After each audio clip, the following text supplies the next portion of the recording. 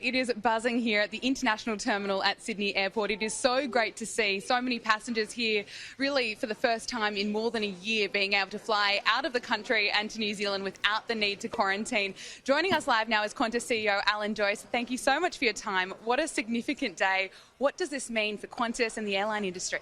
Well, this is a massive day. It's a massive day for Australian tourism and for the aviation industry. As you said, it's nearly 400 days since you could travel without having to go into quarantine internationally. So people are dusting off their passports to travel. Now, we have 16 flights today, over 100 this week. They're travelling on 15 different routes. And the flights today are full in business class and in economy. And what it means for our people, and you can see the buzz here, our people, we have 630 people that weren't working before this bubble that are working now.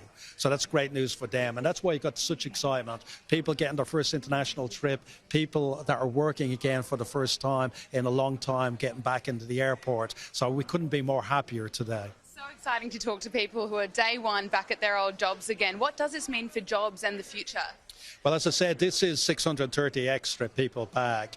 And what we're seeing with the domestic market coming back, we have all of our domestic employees back working. Because domestic is also seeing a boom of people wanting to travel around the country. Jetstar from July is going to be at 120% of its pre-COVID levels.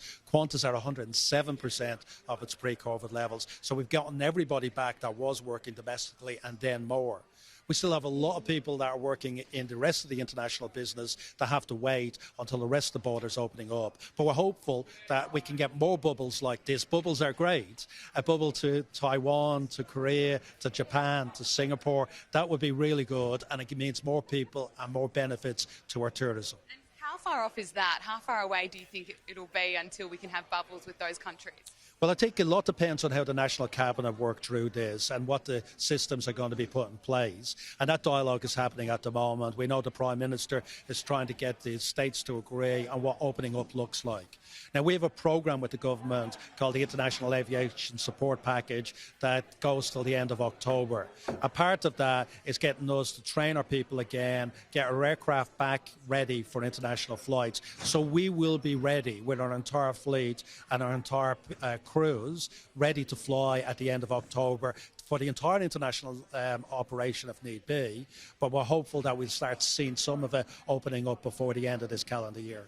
Fantastic. And with this trans-Tasman bubble, will you be taking a holiday to Auckland?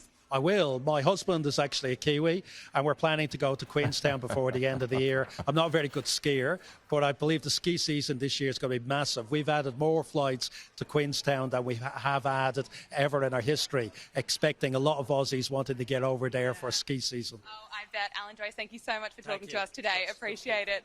And let's listen now to some of the passengers who will be flying to New Zealand today. Super excited. Cannot wait. We're the second flight and can't wait. Pretty good, yeah. It's exciting. It's nice to be on the first flight out. I didn't expect to be on the first flight, but it's exciting, yeah. Yes, very excited. Yeah, not bad. Excited, yeah. Pete, as you can see, there's so much excitement here at Sydney Airport today. There will be 17 flights from Sydney Airport today as well, but this is going to be a huge economic boost to New Zealand and Australia. Of course, there are restrictions in place. You must not be waiting for a COVID test. You must not have tested positive in the last 14 days or display any symptoms. And the rules are, of course, to wear a mask on the flight, Pete.